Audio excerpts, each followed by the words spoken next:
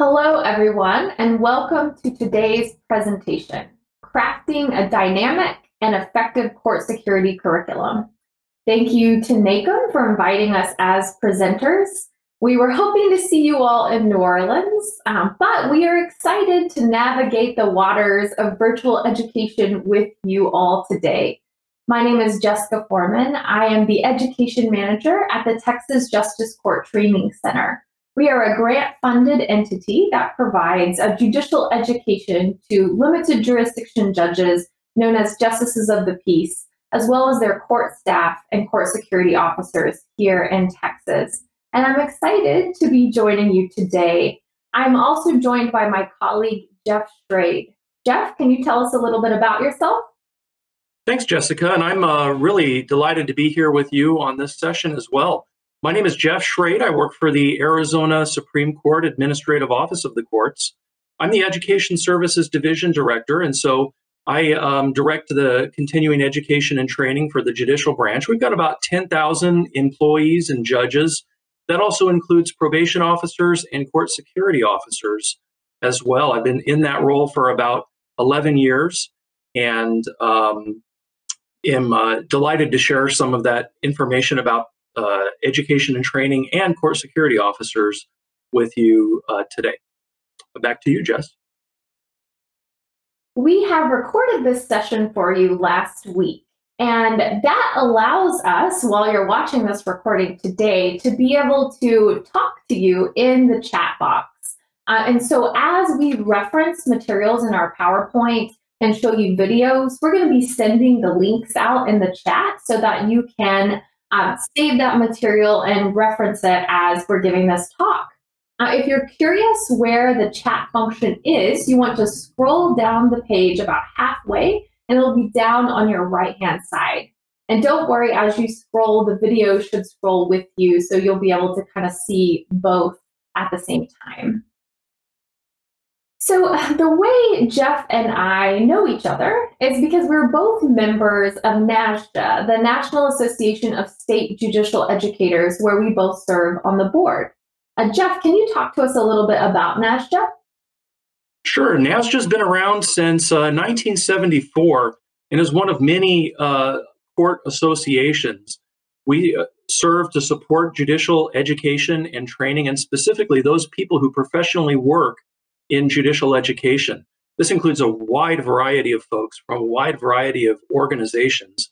But the thing that ties us all together is believing in the mission and importance of educating those professionals who work in courts, both within the United States and also the world.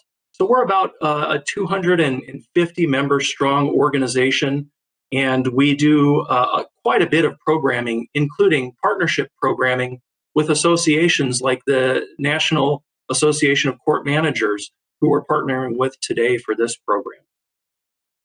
Back to you, Jess. So today we're here to talk to you about court security. We know that if you're on this presentation, it's because you think this topic is important. You know that it's timely. You are probably working within your offices right now on updating or rolling out strategies to protect judges and court staff around the state. We know that NACM members, you are the experts in strategic planning, in developing effective processes and procedures. What we want to talk to you about today is that next step. After you develop these processes, how do you educate your judges, your court staff, your court security officers on the changes? Jeff and I are educators at heart. We know that education is about more than just informing or updating people on trends or changes. It's really about evaluating current practices, skill building, making new connections. And to get your audience to that next level of understanding, you need to create an instructional design process. Not just a presentation with war stories or an expert talking at people, but a well thought out system that is intentional. Jeff's metaphor he used when we were preparing for this presentation was like the architectural drawings for a building. Yeah, Thanks, Jessica. And I think it's important, especially for who are court professionals, to understand that the biggest capital in our organizations are the human beings that staff it. Justice is a very human process. And, the real key to unlocking the potential in our business processes and making sure that things run efficiently and fairly and justly are those people. And so this process that we're explaining today is an intentional, systematic process for bringing about behavioral change, for imparting knowledge and skills on those people who are working in your courts so that they can do their job better and more effectively. And just like we would approach any capital investment, we're going to do so in a very purposeful manner so that we can bring about the return on investment that we're looking for. And so this is a kind of a graphical representation of the process. And if you've been involved in any kind of change planning or change processes, you've probably seen some sort of logic model or process diagram similar to the one that we use in judicial education. This is an 11-step instructional design process that Jessica and I are going to explain today in the context of court security that'll bring about the desired changes when you apply this process to planning for court security education in your jurisdictions. Jess? And one thing to note is that design process is in your additional materials, so you can follow along if you want to see it as we move through the whole presentation. The first part of it is identify your desired results. So to start out this purposeful instructional design process, the first category, I think, is probably the most important. What are you trying to make happen? What results do you actually want? You want takeaways that go beyond just updating folks on trends. So the next two categories within this larger category, have you asking questions. What needs do you have in your state? And how do you figure that out? How do you determine them? Yeah. So there's a lot of different things that can trigger educational need. And Jeff and I later on are going to tell you about some specifics that happen in both Arizona and Texas. But we wanted to talk to you about some of the big ideas for this as well. One thing that can trigger you to have to start this determination process is new legislation. This was a big one in Texas, as we had a huge court security bill that passed that required us to take all these steps. It could be a leadership change. You have somebody at the top of your organization, and this is a passionate issue of theirs, and they want follow-up on it. Maybe changing practices and or technologies. I'm currently working on updating our court security materials to include what to do when court security issues happen in virtual hearings. That is something I did not know I needed a year ago. So sometimes an event like COVID can trigger this. New threats, social media, when that first became an issue, that initiated a whole lot of redesign as we saw people engaging with the judiciary in a new way. Media scrutiny. We're going to talk about some high-profile cases and when those hit the news, people start thinking about these things again and maybe request education from you. And another one is liability. We're having a national conversation right now about the role of policing, and law enforcement training has come up as a big part of that. So are you having to create this curriculum because there has been a liability issue, a failure to train issue that you're trying to rectify? So now Jeff and I were talking about virtual hearings. As we said, there's been a rising anti-government sentiment that sometimes has been directed at the courts. So that's some of the current things. And you also want to consider that there's really several different audiences for this curriculum. Judges, court staff that work in the judiciary, and court security officers like bailiffs. And the curriculum for each is going to look very different depending on who you're presenting to. Yeah, so We really want to focus on what those needs are, and we want to determine those needs. Just like Stephen Covey says, we begin with the end in mind. And so there's a lot of different ways that we can get at those needs, but it's a very, very important part of the instructional design process to know what you're after before seeking it, to know the outcomes and the change that you're after before seeking it. And so, I wanted to talk a little bit about how we can go after some of those needs. And I tend to think about those needs as stated and revealed. We can ask people what they need, but sometimes they don't know what they need, and they'll reveal what they need through different behaviors and through statistics. So let's talk about the quantitative. We can assess what some of the needs are by seeking some quantitative data, such as court security incident reports. What kind of incidents are happening to our judges, to our staff, to our court security officers that reveal some of the things that they might need to be instructed on? The qualitative, let's ask them. We can interview them. We can send out surveys. We can collect information that way to get some of those stated needs. And this is more of an art than it is a science. We need to combine these data sources to give us the most robust picture of what those needs are. Sometimes the stated needs vary from the revealed needs. And so this is something to be very careful about as well, because we don't want to focus our curriculum on what some of those stated needs are when our revealed needs show something completely different. And so, again, this is an art and not a science. You're going to want to spend some time digging into those and be very thoughtful and purposeful about the needs analysis that's taking place in this part of the instructional design.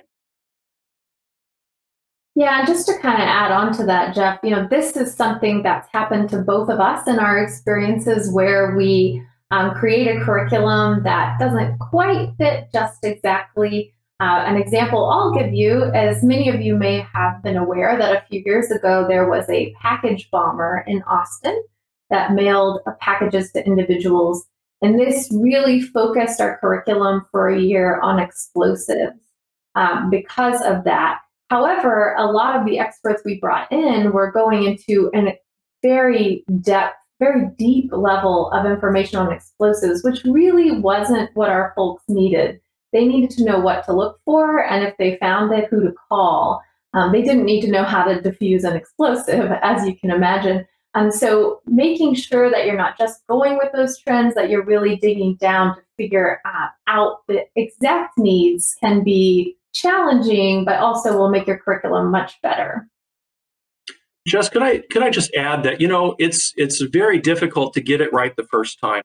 And so this iterative process of instructional design also includes some kind of needs analysis as you're evaluating what you've delivered. We're going to touch on that a little bit later in the presentation, but it's important to note that the need analysis can continue and can include the actual delivery of your curriculum. So when you deliver the curriculum and you ask people, did we hit the nail on the head? They'll really, reveal what you might need to change in future iterations of the program. So, one of the important things to keep in mind too is that we're part of a very large community of court professionals. The things that Jessica mentioned and the things that I face on a daily basis in putting together education and training have been faced by court professionals throughout our state court system. And so it's been my experience that those folks are generally pretty willing to share. And we've got these great associations like NACM, like NASJA, that pair us together with other court professionals to ask, to provide that opportunity in that forum to ask, how are things going in your state? Do you have a way that you've approached this? And so, at the beginning of your needs analysis, after those needs have been revealed, it's always important to remember to not reinvent the wheel. What exists out there? What have people had a good experience with? What's working in other states? let's see if we can replicate that and add that collective knowledge and experience to what we're developing for our specific needs in our state or our jurisdiction. And court security is a really great way to do that, because it's not going to be as effective if I share my evictions curriculum with you, because the procedures are specific to my state. But court security isn't state specific. So what we're doing in Texas can apply in many ways to Oregon or Delaware.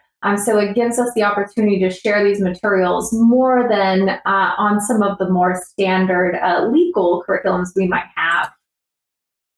Jeff is going to talk to you specifically now about some needs analysis they did in Arizona. Yeah, so, we wanted to really make sure and frame the need for our court security officers. A lot of focus has gone on training court security officers in the last 2 or 3 years here in Arizona. Prior to 2 years ago, we didn't have any standardized policy in the state or any kind of standardized training for court security officers. That changed about 2 years ago. And so there's been a lot of work on focusing on those court security officers around the state and providing some standardized training for those court security officers. As I mentioned, we build in the opportunity for needs assessment while we deliver a curriculum. And in our particular case in Arizona, last August, we delivered a pilot curriculum to court security officers. We brought in about 15 court security leaders from across the state, and we delivered an entire 5-day court security officer academy to them. They were very experienced, and we told them at the beginning of the program, you need to dissect this and provide us some very important feedback about how we can improve this program before we start scaling it and delivering it to court security officers throughout the state. And so that participant feedback, that unvarnished response that you get from the people who you're delivering your program to, can often be very, very valuable in focusing down a pilot program. And as I said before, it's very difficult to get it right the first time around. So you need to be thinking about iterative improvements and enhancements each time that you deliver a training. It's a very dynamic process. And I think court security itself is a very dynamic topic. The threats, the nature of the threats, the community environment, it changes rapidly and often. And so it's good to have that iterative kind of cap on when you're approaching and thinking about developing court security training. Just a couple of examples from Arizona here.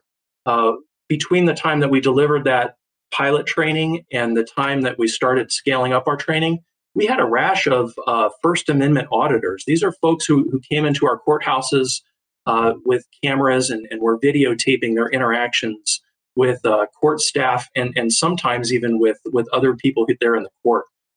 Very disruptive. We have some rules that govern cameras in the courtroom. And so often that first point of contact was with our court security officers. So we quickly created and implemented a session in our Court Security Officer Academy that all court security officers in the state receive, equipping them with information and with effective approaches to dealing with folks who are wanting to record in the courthouse and the proper procedures that they must go through to be authorized to do that. And also, the important protections that we have to offer victims and witnesses and jurors in the court as well, as it relates to recording in the courthouse. Also, there's just a constant changing set of policies and procedures that we all work on in the court, and court security is no different. So these changing policies and procedures and legislation, again, lead to a very dynamic environment. And so what might be the proper need today might not be the proper need tomorrow. It's just another reminder to keep that feedback loop, that quality enhancement in place as you're developing curriculum, especially in that space of court security. As I mentioned earlier, a redesign of our curriculum was triggered in Texas by an awful incident where a trial judge from Austin was shot. She became an advocate for reform on many issues, especially redacting judicial information from the public records. And this led to significant legislative changes. I wanted you to kind of hear about her advocacy through her own voice. So on this next slide, we're actually going to play a video of an interview with her. It is a new beginning for Judge Kasurik. Once you hear how it all nearly ended. It was the most terrifying moment of my life. I did not know when the gunfire was going to stop. I thought I was going to die. Police say Kasurik was targeted because she's a judge. But she feels this was a much bigger attack. I felt like this was an assault on our justice system. And I want people to know that I'm back and that judges, if you don't like a judge's decision, we won't be intimidated or we won't leave out of fear, and you can't eliminate us. But she says the way things were handled before the shooting was a regrettable mistake. There was a threat, and I was not told, and I should have been told. I have the right to decide whether a threat is credible.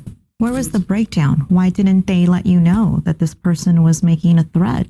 I have no idea. I think I'm very approachable. I can see how emotional you get when you talk about that.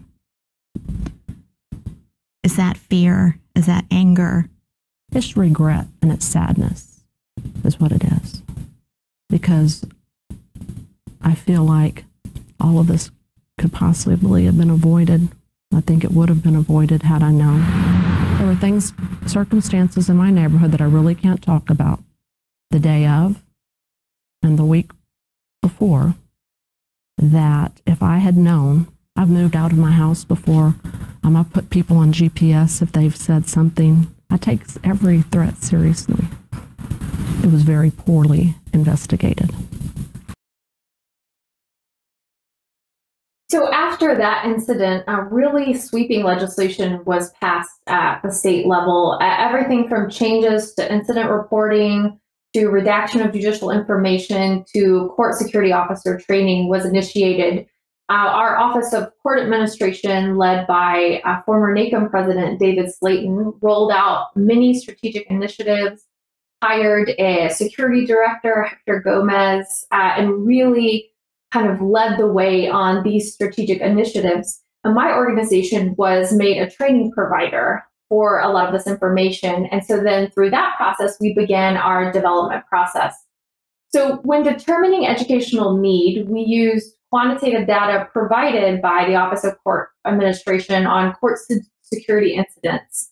But we also really focused on qualitative data in the form of interviews and case studies with judges who experience issues.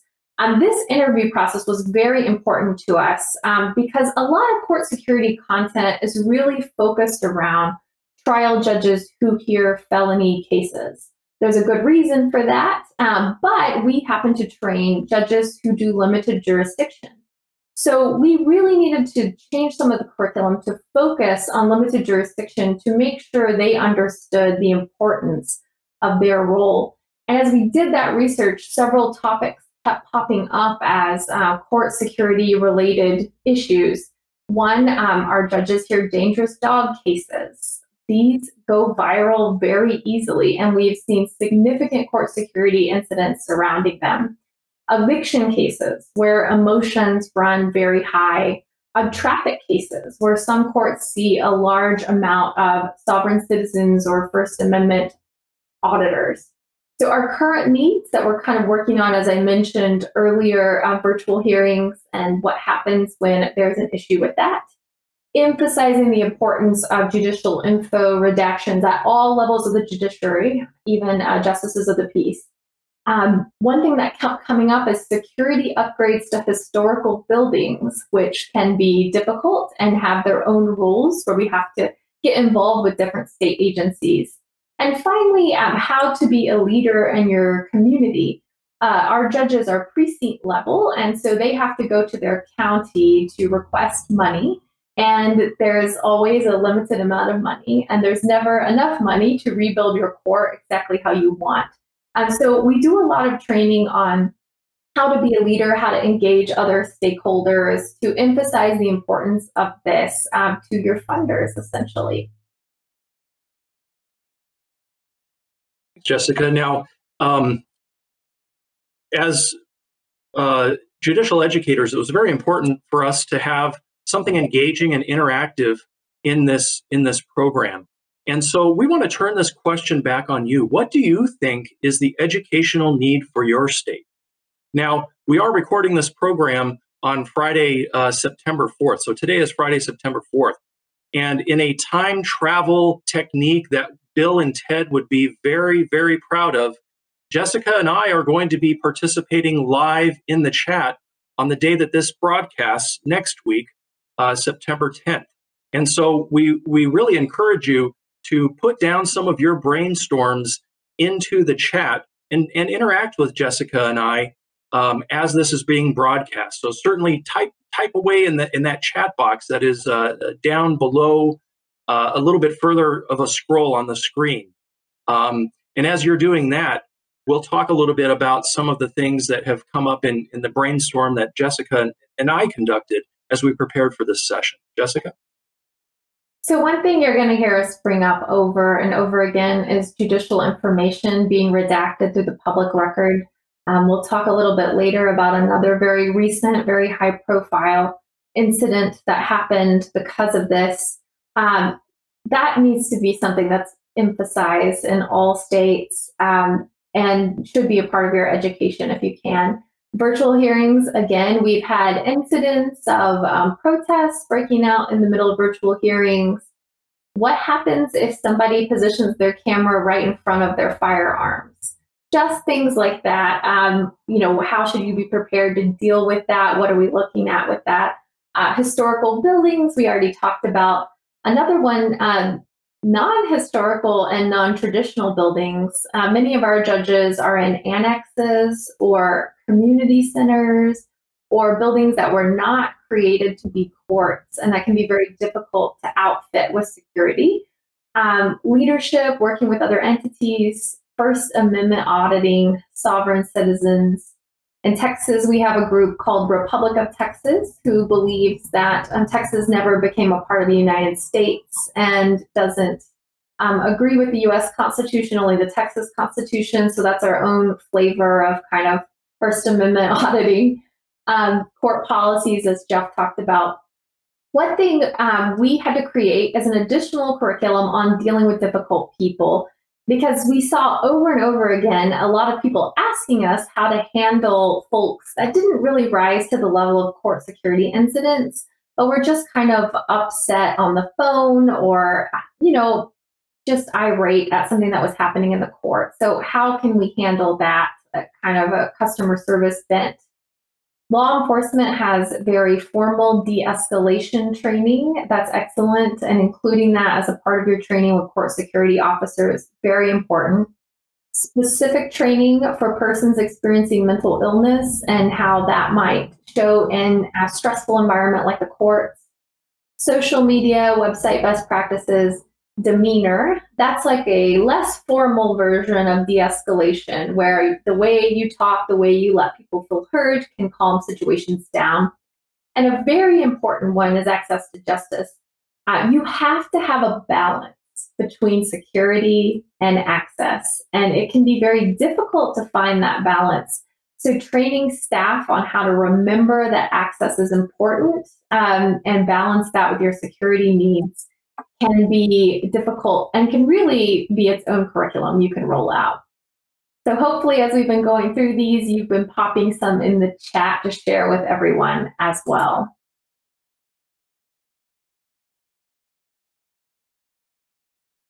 So kind of the next part in our NAJDA design is you're going to state the course purpose and goal. And think about, you had all these ideas, all this really big designs you're thinking of, and you need to bring it down to something that's manageable, that you're actually using for this course, and to articulate what the end goal is going to be.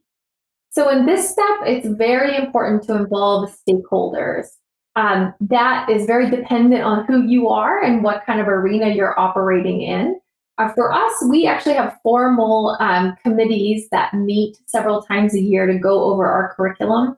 We work with other entities like the Texas Office of Court Administration to make sure we are knowledgeable about the information they need to roll out, and work on content experts. This is where you really want to be careful that you're not developing a curriculum just because somebody got a bee in their bonnet over one specific thing.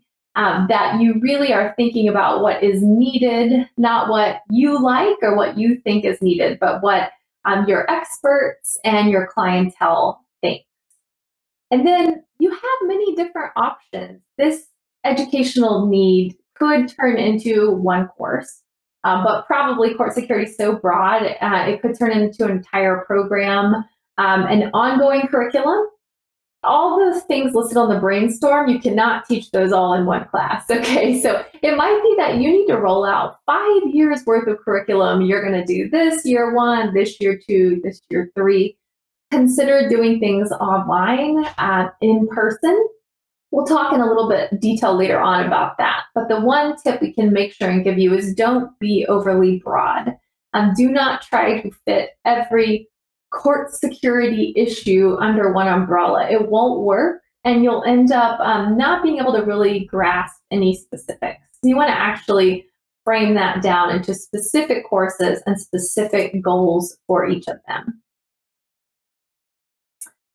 And where we're at, just to piece us back, if you're following along in the handouts, this is our design process. And so the next step is so important that it actually has its own color and its own category all alone. And that's because you want to determine measurable outcomes. The key here is going to be measurable. What can you measure? Yeah, you know, Jessica, and you notice we're just very early in the process.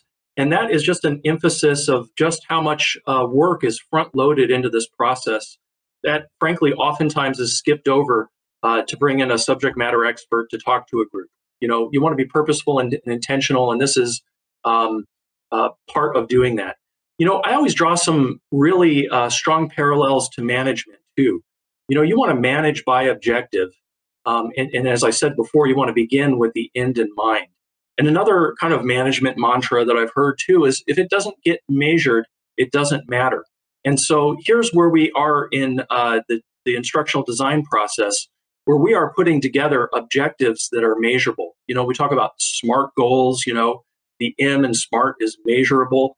We want to do the same thing. We want to apply the same practice to putting together education programs. And as I mentioned before, we're dealing with human beings who have the ability to expand their knowledge and their understanding.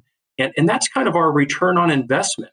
The time that we're investing into educating our court staff or judges or court security officers is an investment. That's time away from the other duties, the other important duties that they have serving our community in their courts. And so we want to really have an idea of what's going to be measured to justify the time that they're spending away from their regular jobs. That return on investment is so important. And we also want to have a tie-in to our vision, mission, and strategic planning process. So many courts and many court systems have a strategic agenda. We want to explicitly tie in the activities that we're doing to that larger strategic plan, so that there's a direct line of sight between the education and training and how it supports the goals and the strategy of that larger plan. There is we could do a rather deep dive into this, but there are some great resources.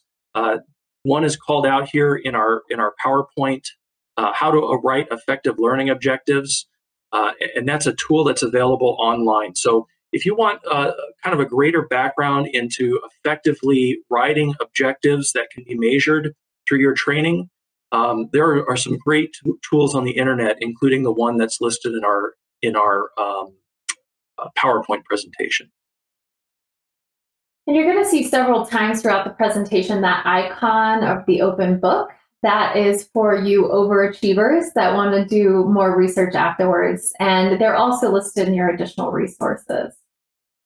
So in the instructional design process, now we're under the big part, the part most people think of when they are designing a course, and that's actually what content, how are you going to deliver it?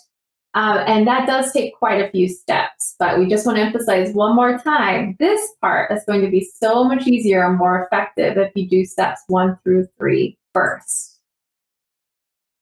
And our first one up is selecting content to support objectives. And my guess is that a lot of you joined because you wanted to see where to get the content for your curriculum. And lucky for us, there is a lot of expertise out on this and a lot of really good resources to use. Some that we used in Texas to design our curriculum were referenced on the National Center for State Courts, which has a resource guide of many different compendiums and documents and books you can use. A specific one we used was Steps to Best Practices for Court Building Security.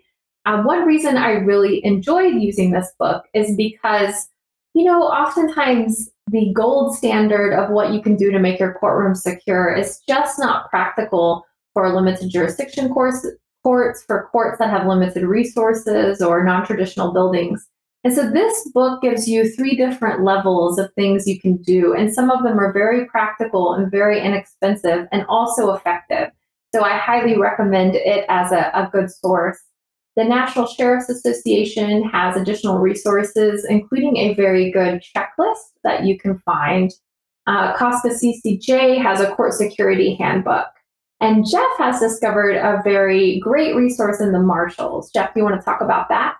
Yeah, the federal marshals actually have an office of judicial security. And some of the folks in that office, their job is just to connect both state court folks and international folks with the experts in their organization on judicial security. It's a great clearinghouse, and we've really experienced an overwhelming willingness to share with us. Just by the way, from Texas as well, we reached out to Texas, who had a couple of years of a head start on training for court security officers than we did in Arizona, and also Arkansas.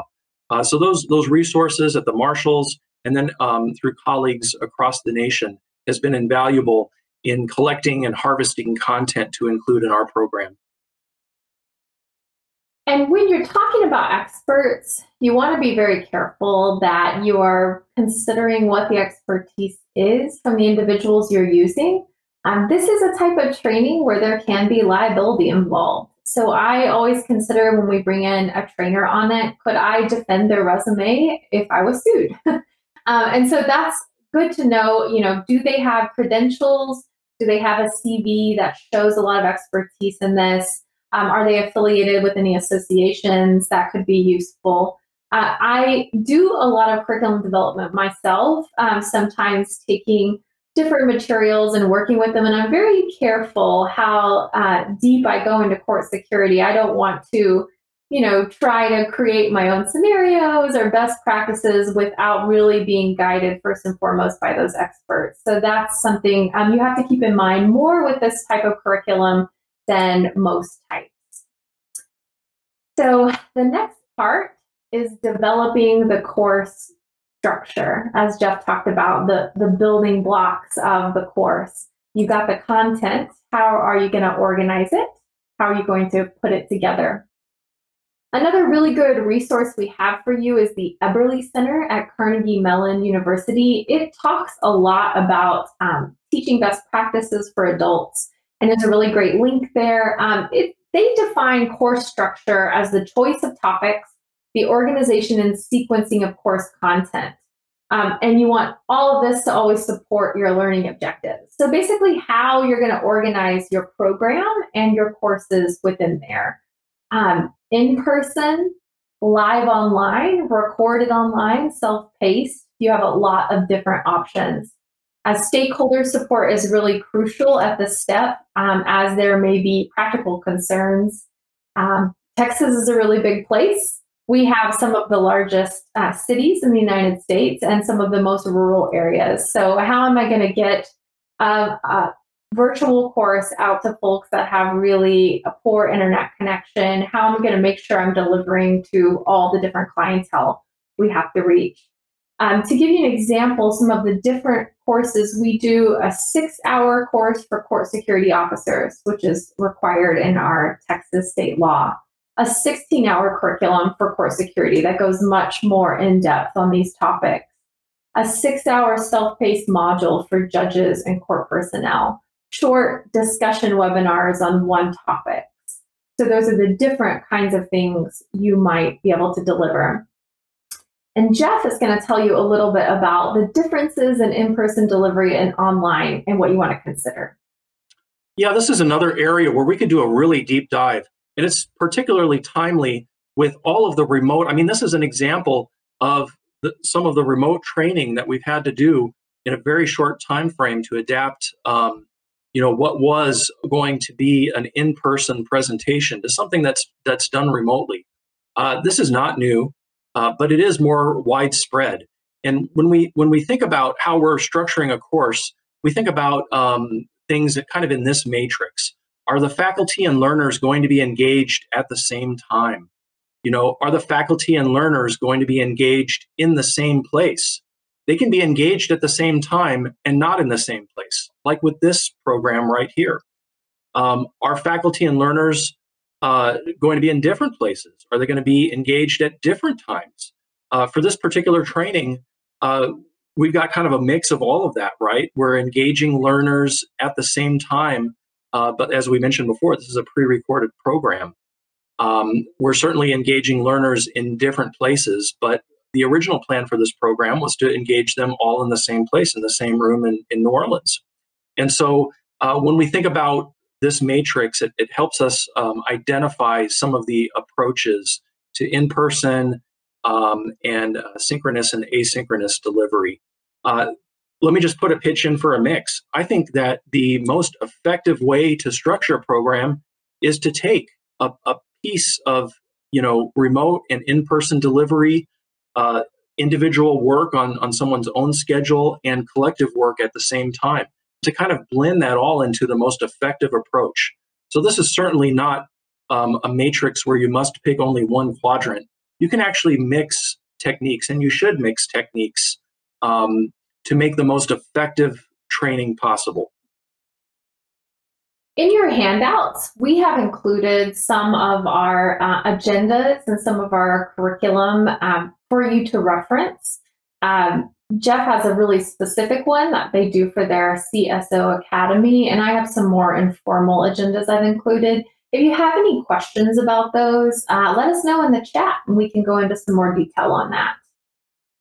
Our next step is, I always think maybe one of the more exciting ones, determining teaching methodologies. What kinds of ways can you actually present this curriculum that's engaging, that's exciting, that doesn't put people to sleep, but it's also really practical and effective.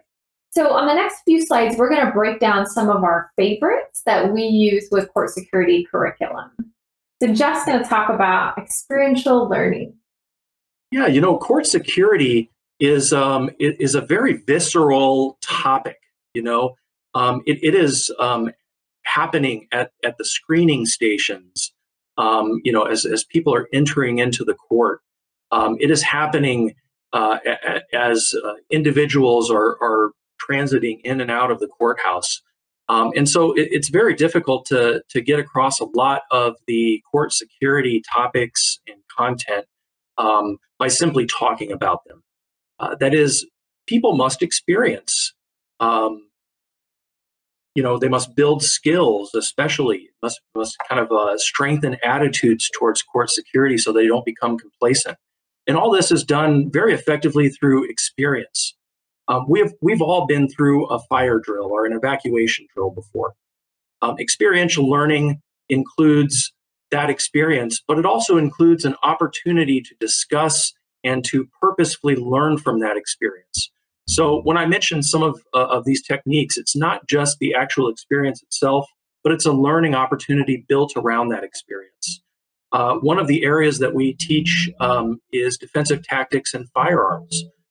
These are very important to have an experiential piece in them. You just simply can't learn kind of the skills and the muscle memory in these areas without experiencing them physically. Screening and X-ray machine and wanding is another area. You simply can't build the skills in those areas without having some kind of interactive experience, a way to practice those skills. And really, that's what it boils down to, is a safe place to build those skills and to gain that experience before a critical incident takes place. As they say, prepare for the worst and hope for the best. You certainly don't want the first time you experience an evacuation under a critical incident to be the first time you've experienced that. You want to have had opportunities, safe opportunities, to practice that before, so that your experience can inform your safety in those critical situations. The second type of teaching methodology that we use very commonly is collaborative learning or group learning. And that's basically working in groups to problem solve or share best practices. One way we do this activity with our court security officers is we have taken photos, and we blow these photos up very large, of different courts around the state. And when I say some of our courts are in non-traditional buildings, I'm not kidding. And when I set these photos of this courtroom down in front of the court security officers, they're immediately like, no to that hallway, no to that building being that close. And so we have them work in groups to say, okay, if you were bailiffing this court, what would be some of the things you need to look for? What can you do in the means of using this annex building to make it more safe? And so this is a really practical way to learn, and it also allows them to learn from each other and hear each other's experiences within the confines of coming up with a plan, not just swapping stories, but actually with some action items involved at the end. Discussion is also very easy to set up. Experiential is great, but it requires a lot of pre-planning. Discussion is much easier to roll out on some of these topics. So it can be one that you can work on pretty effectively with almost any type of curriculum. The next one is project-based learning, something that is also very effective and can be something you really have to prep for on the front end. Jeff, can you talk about that? Yeah, I think that the content area of court security is awash with many opportunities for project-based learning. When you have an objective like writing a report, this is something we teach our court security officers in Arizona, a very specific objective. Write an effective report. How do you teach someone to do that? Well, you actually have them write an effective report. And so we actually do something in class where, without any warning, our instructors get into a tussle, and the officers must write a report after observing that tussle, and then share it with others in the classroom for critique, both of the format of the report and of the accuracy of what they saw. It's a very eye-opening, pardon the pun, way of teaching this particular objective. Similarly, what a great project to bring people together to write a standard operating procedure handbook. I think there are post orders, there are SOPs in virtually any court that has court security, and strengthening these collectively by bringing folks in to specifically work on a project together is great. And lastly, I'll mention that projects are excellent opportunities to blend the ways that we bring people together and assign them tasks to do individually as well. So you can blend, write a standard operating procedure, write a report, bring it to class, and then let's spend the time together and maximize that precious time together by critiquing it, by discussing it, by working through something together. And so this project-based learning, I think, really aligns well with many of the objectives and content that we see in court security. There are a lot more, so many more teaching methodologies. We don't have time to go through all of them, but we do have a list of pros and cons of some of the more common ones that you can find in our handouts, and I've got some of them listed on here. This is one of my favorite parts, so if you're interested in how any of these would look in court security, talk to me in the chat during this part, and I can kind of give you some tips and ways that we use them. Another part of teaching methodology, so we're talking about all these different ways you can teach, but most of the time, in fact, with court security, I am never the instructor. Jeff probably is not usually the instructor either. You have faculty you're bringing in. And so you want to talk about how you can train them appropriately. And Jeff, you had some things and a video clip you wanted to discuss. Yeah, this video clip is from the 1999 movie Teaching Mrs. Tingle. And, one thing that we experience, maybe a little bit more in court security and those who bring kind of a law enforcement training background, not everyone, but some, tend to approach it adversarially. And so I wanted to show this clip of a teacher who presents themselves as an adversary in the classroom to their learners. And we'll think about the effectiveness of this teacher while having a little bit of fun too. So you can roll the clip. Thank you, Miss Jordan, for that nauseating distortion of American history. I was merely trying to point out that our political leaders' indiscretions have had a major impact on history. Chose to do it without one shred of factual evidence, leaving your project's merit to be judged solely on a rather tepid impersonation, completely out of your very limited range as an actress.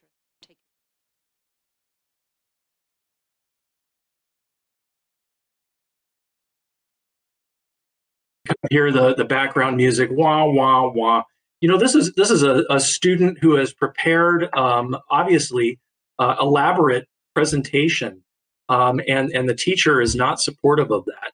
We're not necessarily here to in the classroom to coddle our students. We're here to teach them and train them, but that has to be done with psychological support. The instructor must be psychologically supportive and encouraging of the class of learners. This is especially true for adults in the classroom. And so we've got to go through and kind of give our faculty, they might be the smartest person on a particular area, but they might not have those skills, or they might not understand the most effective ways to get across and to effectively train and teach those students. They might take that adversarial approach. Maybe they've seen it before in the education that they've received. Maybe they've been taught to do that in other professions before coming into the courts. But we want to be real careful to create a collaborative and encouraging and psychologically safe atmosphere in the classroom to support our learning objectives. And so it's very important both to pick your faculty who are oriented towards that kind of approach in the classroom, and also to explicitly build their skills, give them opportunities to discuss some of the challenges that they've faced in the classroom, to discuss some of the positive ways that they've been able to get their material across to students in the classroom, and make sure that you're equipping anyone that you're putting in front of a class with the proper background and skills and expectations as well to effectively get across to those students. Again, this is a very valuable amount of time that we spend in the classroom taking people away from their regular jobs. We want to make sure and maximize that return on investment. And we want to make sure that we're picking diverse faculty as well. We want to hear from a diverse group of voices and perspectives, which is so especially important for our business in the courts. There's a great curriculum that NASJA has put out that has some ideas and some techniques for both selecting diverse faculty, but also for ensuring that your faculty is sensitive and aware and inclusive to everyone in the classroom that they come in contact with. And that is on the NASJA website and is called out here on our slide. We have a link to that as well in the handouts that you can reference. So we kind of wanted to go over a couple of teaching methodologies that we use. We often use self-reflective activities and self-paced courses. You're trying to do something that's interactive when it's just one individual interacting with material. We don't overuse panels, but panels are effective some, especially when you need to touch both urban and rural areas so that you can have a diverse panel that shows all the different situations that courts might encounter. And again, I talked earlier about how case studies are very effective for us. when the judicial information being redacted came out, a lot of the justices of the peace thought, you know, I don't do murder trials. I'm in a small town. Everybody knows me anyway. This really isn't important. And so we were able to collect several case studies on courts that did dangerous dog hearings that went viral internationally. They received death threats. They had their social media hacked. They had their address was posted online. Dangerous dogs is something that tends to really get the public on social media worked up. And so that was an example of something new you wouldn't have expected. And to really, for them to see that case study and understand that this happened to another judge in a similar situation to me, and maybe this judicial information redaction that our Office of Court Administration is rolling out is very important, was very effective for us. Jeff, you use pre-course assignments. You've talked a little bit about practical skill building, but what do you do for pre-course assignments? Yeah, we assign, before anyone comes into the classroom, 4 online classes to complete. And then we build upon that and do some practice when they come to us in person. And so they're coming with that knowledge. And that way we can treat everyone kind of on the same level and be confident that they have that basic background knowledge in order to build those skills when they come to the course. So the next thing is how are we going to bring people's attention to the forefront and keep them engaged? And you can do this a lot by using teaching aids. We tried to use some of those in the presentation. Videos are very important for court security curriculum, and there is a lot available. Visuals of actual courtrooms, photos that you have seen or you have taken across the state or that judges have sent to you to show you, diagrams, role-playing activities. Jeff, y'all do a role-playing for handcuffing, is that correct? Yeah, we do. And when you can get super creative with these things, but sometimes that backfires. Just a funny story. We had built in the opportunity for court security officers to practice handcuffing. It is a very effective really physical, way to get that across as it should be. But the key to that training were the handcuff keys. Where we were holding that training was a place that had in custody felony defendants, and so they weren't too hot on us bringing handcuffing keys into the facility. And so we kind of had to abandon on that day our ideas and our plans for handcuffing training. So you want to kind of think through all the logistics involved with some of those more creative approaches. But there's a great payoff in effectiveness as you vary your teaching aids and teaching methods. And also, you always want to be concerned with fair use. Can you use this video clip? Can you use this video? And there's some really helpful references from the university that I work for that you may find useful to research later on. So you also are going to be handing out course materials, which is something that if you don't, your audience will riot. They very much want course materials. They want things they can take back with them. And we really think that just good, simple design and resources work best. Crucial for examples and policies to be included. And you want don't give somebody 200 pages of materials, right? It's got to be useful and manageable in a time set. There are physical workbooks you can do. We have folks that really always request the PowerPoint. And sometimes we think that maybe makes them not pay attention quite as close in class. So we will turn the PowerPoint into a workbook where they may need to answer questions as we go along or fill in the blanks. Supplemental checklists are a really big thing in court security. There's a great one here from the National Center on a home security audit for judges that we want to share. And some of the others we referenced earlier. And also consider accessibility. Make sure you are thinking about all types of people who might be engaging with your course materials. And that is another entire topic, especially if you're doing online learning. And there's a link there if you would be curious about going more in depth for that. Jess, if I could mention, this also provides kind of a long tail of your training. Like we've done with this course, we're mentioning opportunities for you to really get more information and background outside of the class. And so you can use your materials to encourage participants to learn beyond your class and to investigate their own interests a little bit more, the interest that you've piqued through the course that you've delivered. Yes. So kind of the end for that you have to think about before you're doing it are designing evaluation strategies and how to do that. Jeff has some really good practical ideas for that he can share. Yeah, here's where you're actually measuring the effectiveness of your program. So you want to be careful about how you put that together so that you're measuring the right things. You want to have a line of sight to what your educational needs were from the needs analysis stages and what your objectives are. You can do this in a lot of different ways too. We've got something called smile sheets, which is the bubble sheet checklist that's distributed after the course. Did you like the course? Did you like the instructor? We call them smile sheets because people tend to give positive feedback, a lot of positive feedback about them. But we want to dig down a little bit deeper. Sometimes effective ways to do that are to put a focus group together, to ask about the effectiveness of the program, to really actually go in and query supervisors and managers after the program. Your person has been back for 3 months now after the program. What changes have you seen in their behavior and their abilities?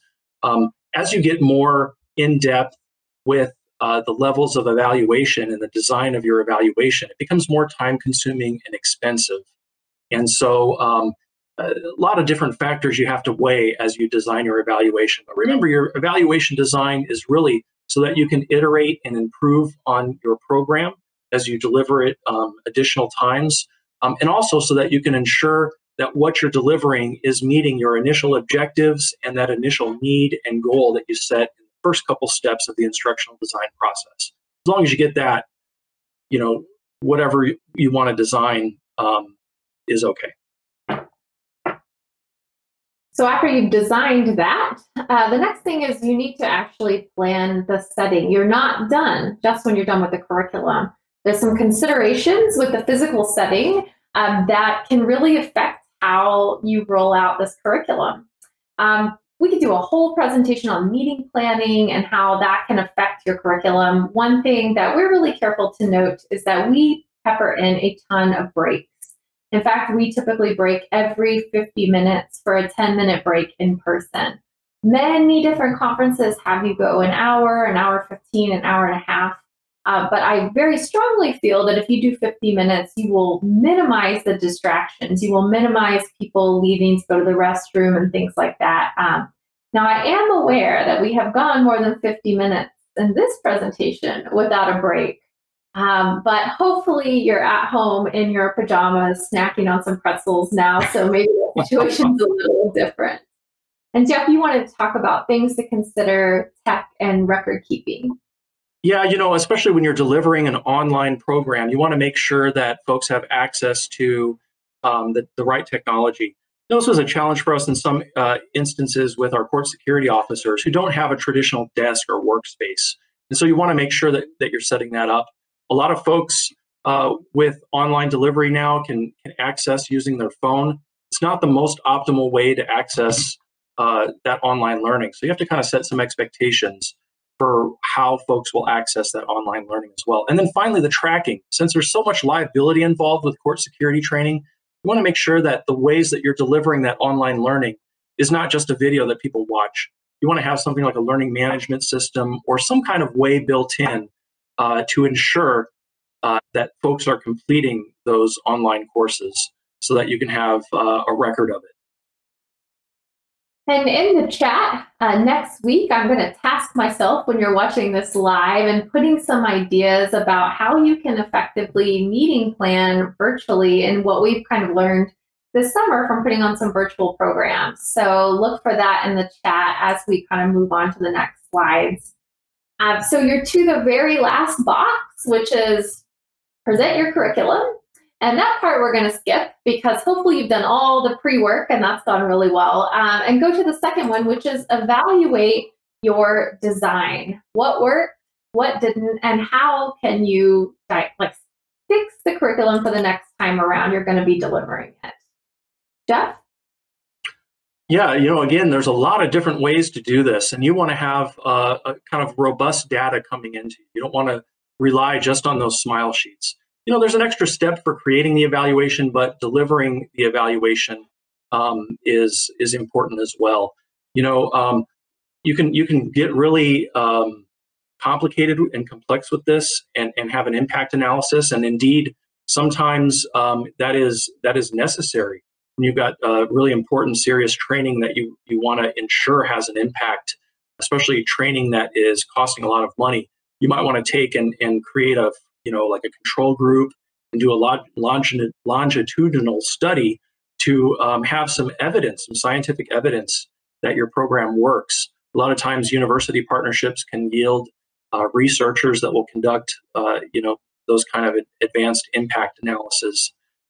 Again, it gets really time-consuming and expensive the more certain you are through your evaluation that your program is doing what you need it to do.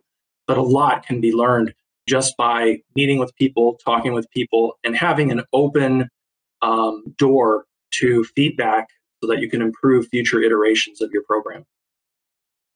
And if you're not getting enough material to evaluate your design, then you really need to go back to the previous step on how are you designing your evaluation.